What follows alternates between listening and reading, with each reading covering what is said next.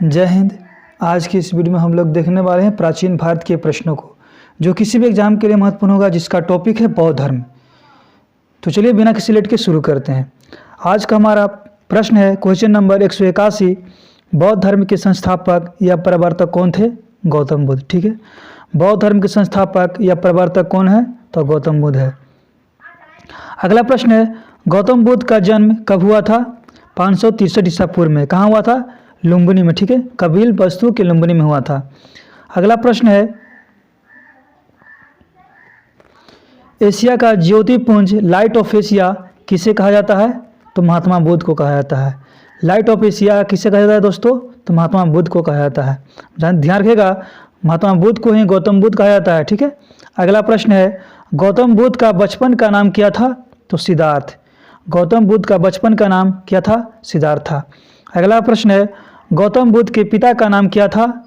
सुधोधन। ठीक है, माता का नाम महामाया था। ठीक है, गौतम बुद्ध के पिता का नाम सुधोधन एवं माता का नाम महामाया था। ठीक है,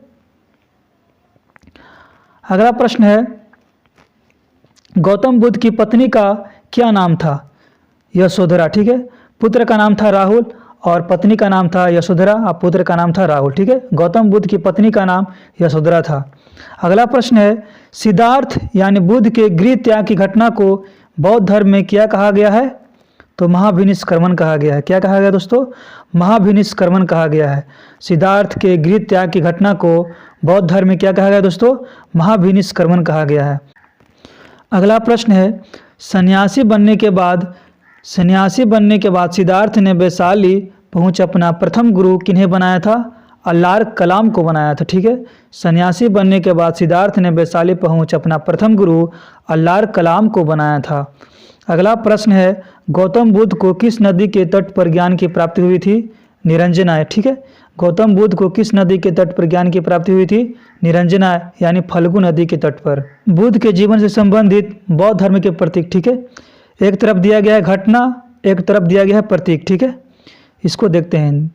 घटना है जन्म, जन्म से संबंधित प्रतीक है कमल एवं सांड। ठीक है, गृह त्याग का प्रतीक है घोड़ा। ठीक है, एवं ज्ञान का प्रतीक है पीपल। ठीक है, ज्ञान का प्रतीक क्या है दोस्तों? तो पीपल है यानी बोधि वृक्ष। अगला है निर्वाण, निर्वाण का प्रतीक चिन्ह क्या है दोस्तों? तो पद चिन्ह है। ठीक है, आपको यह ध्यान में रखना है। ठीक है, आगे देखते हैं महात्मा बुद्ध से जुड़ी सर्वाधिक महत्वपूर्ण घटनाएं। एक तरफ दिया गया है घटनाएं और एक तरफ दिया गया है बौद्ध धर्म के अनुसार। ठीक है, गृह त्याग को महाभिनिष्क्रमण कहा जाता है। क्या कहा जाता है दोस्तों?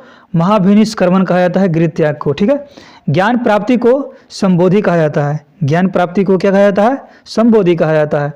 अगला प्रश्न है प्रथम उपदेश को क्या कहा गया है? तो धर्म चक्र प्रवर्तन कहा गया है। ध्यान रखना दोस्तों, प्रथम उपदेश को क्या कहा गया है? तो धर्म चक्र प्रवर्तन कहा गया है। अगला है निर्वाण, निर्वाण को क्या कहा गया है? तो महापरिनिर्वाण कहा गया है। निर्वाण को क्या कहा गया है दोस्तों? तो महापरिनिर्वाण कहा गया है। अगला प्रश्न है ज्ञान प्राप्ति के बाद सिद्धार्थ को क्या कहा गया है? गौतम बुद्ध एवं तथागत कहा गया। ठीक है, ज्ञान प्राप्ति के बाद सिद्धार्थ को गौतम बुद्ध या तथागत कहा गया है। बौद्धों का सबसे पवित्र त्यौहार का नाम क्या है? वैशाख पूर्णिमा यानी बुद्ध पूर्णिमा। ठीक है, बौद्धों का सबसे पवित्र त्यौहार वैशाख पूर्णिमा या बुद्ध पूर्णिमा है। ये क्यों है दोस्तों? क्योंकि गौतम बुद्ध का जन्म बुद्ध पूर्णिमा के दिन ही हुआ था और बुद्ध पूर्णिमा के दिन ही ज्ञान की प्राप्ति हुई थी और बुद्ध पूर्णिमा के दिन ही महापरिनिर्वाण की प्राप्ति हुई थी। इसीलिए बौद्धों का सबसे पवित्र त्यौहार वैशाख पूर्णिमा या बुद्ध पूर्णिमा है। अगला प्रश्न है गौतम बुद्ध ने अपना प्रथम उपदेश कहाँ दिए थे? तो सारनाथ में दिए थे। ठीक है, जिसे बौद्ध धर्म में धर्म चक्र प्रवर्तन कहा जाता है। गौतम बुद्ध ने अपना प्रथम उपदेश सारनाथ में दिए थे। ठीक है, जिसे धर्म चक्र प्रवर्तन कहा जाता है। अगला प्रश्न है बुद्ध ने अपने उपदेश किस भाषा में दिए थे? पाली भाषा में दिए थे। ठीक है, बुद्ध ने अपने उपदेश किस भाषा में दिए थे? पाली भाषा में दिए थे। अगला प्रश्न है बुद्ध ने सर्वाधिक उपदेश कहाँ दिए थे? श्रावस्ती में दिए थे। ठीक है, बुद्ध ने सर्वाधिक उपदेश कहाँ दिए थे? श्रावस्ती में दिए थे। अगला प्रश्न है बौद्ध धर्म मूलतः अनिश्वरवादी है। ठीक है, बौद्ध धर्म मूलतः अनिश्वरवादी है यानी ईश्वर में विश्वास नहीं रखता है। इसमें आत्मा की परिकल्पना भी नहीं है। ठीक है, इसमें आत्मा की परिकल्पना भी नहीं है। ठीक है, बौद्ध धर्म में आत्मा की परिकल्पना भी नहीं किया गया है।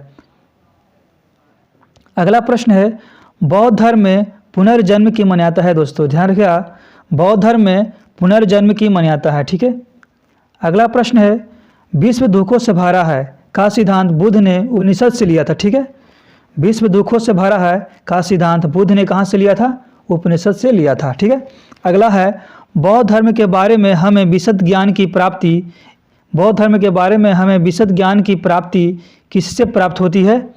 तो त्रिपिटक से होती है। ठीक है, त्रिपिटक में कौन कौन है दोस्तों? तो विनय पिटक, सूत पिटक एवं अभिधम पिटक। ठीक है, त्रिपिटक किस भाषा में लिखा गया है? तो पाली भाषा में लिखा गया है। अगला है, बौद्ध धर्म के त्रिरत्न। ठीक है, बुद्ध, धम्म एवं संघ है। ठीक है, बौद्ध धर्म के त्रिरत्न कौन कौन है दोस्तों? बुद्ध, धम्म एवं संघ है। ठीक है, गौतम बुद्ध के सबसे प्रिय शिष्य का नाम क्या है? आनंद है। ठीक है, गौतम बुद्ध के सबसे प्रिय शिष्य का नाम क्या था? आनंद था। अगला है, बुद्ध की प्रथम मूर्ति किस कला में बनी थी?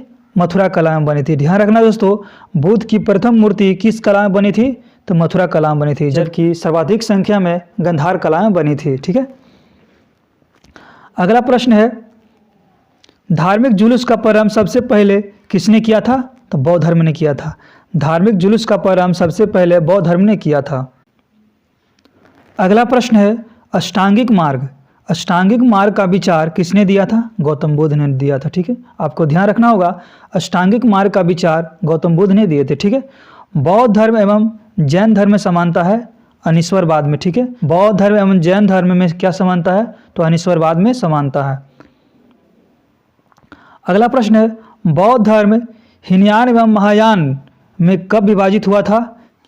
चतुर्थ बौद्ध संगीति के बाद हुआ था। अगला प्रश्न है, महात्मा बुद्ध की मृत्यु 80 वर्ष की अवस्था में कहाँ हुआ था? कुशीनगर में हुआ था। ध्यान रखना दोस्तों, महात्मा बुद्ध की मृत्यु 80 वर्ष की अवस्था में कहाँ हुआ था? कुशीनगर में हुआ था। कुशीनगर कहाँ है दोस्तों? यूपी में है। कब हुआ था? 483 ईसा पूर्व में हुआ था। अब हम लोग देखेंगे बौद्ध सभाएं। ठीक है, बौद्ध सभाएं कहाँ और कब हुआ था, किसके शासनकाल में हुआ था? ठीक है, तो प्रथम बौद्ध संगीति, ठीक है, प्रथम बौद्ध संगीति 483 ईसा पूर्व में हुआ था। कहाँ हुआ था? राजगीर में हुआ था। इसके अध्यक्ष कौन थे? महाकाश्यप। ठीक है, शासनकाल किसका था? तो अजातशत्रु के। ठीक है, प्रथम बौद्ध संगीति कहाँ हुआ था? राजगीर में। अध्यक्ष थे महाकाश्यप। किसके शासनकाल में हुआ था? अजातशत्रु के शासनकाल में हुआ था। द्वितीय बौद्ध संगीति 383 ईसा पूर्व में हुआ था। कहाँ हुआ था? वैशाली में हुआ था। इसके अध्यक्ष थे कौन?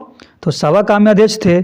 शासनकाल किसका था? कालाशोक के। ठीक है, द्वितीय बौद्ध संगीति वैशाली में हुआ था, जिसके अध्यक्ष थे सवाकाम्य, शासनकाल था कालाशोक। ठीक है, अगला है तृतीय बौद्ध संगीति 255 ईसा पूर्व में हुआ था। कहाँ हुआ था? पाटलिपुत्र में हुआ था। इसके अध्यक्ष को थे मोगलीपुत्र तीस। ठीक है, मोगलीपुत्र तीस किसका शासनकाल में हुआ था? तो अशोक के शासनकाल में हुआ था। ठीक है, तृतीय बौद्ध संगीति किसके शासनकाल में हुआ था? तो अशोक के शासनकाल में हुआ था। अगला है चतुर्थ बौद्ध संगीति ईस्वी की प्रथम शताब्दी में हुआ था। ठीक है, इस कहाँ हुआ था? कुंडलवन में हुआ था। इसके अध्यक्ष कौन थे? तो वसुमित्र अध्यक्ष थे। उपाध्यक्ष थे अश्वघोष। ठीक है, वसुमित्र अध्यक्ष थे, अश्वघोष उपाध्यक्ष थे। किसके शासनकाल में हुआ था? कनिष्क के शासनकाल में हुआ था। ठीक है, चतुर्थ बौद्ध संगीति कुंडलवन में यानी कश्मीर में हुआ था, जिसके अध्यक्ष थे वसुमित्र और उपाध्यक्ष थे अश्वघोष। किसके शासनकाल में हुआ था? कनिष्क के शासनकाल में हुआ था। आपको ये वीडियो कैसा लगा? अगर वीडियो पसंद आया तो लाइक करना ना भूलिएगा। अगर चैनल पर नए हैं तो सब्सक्राइब करना ही भूलिएगा। तो चलिए मिलते हैं दोस्तों नेक्स्ट वीडियो में, तब तक के लिए जय हिंद।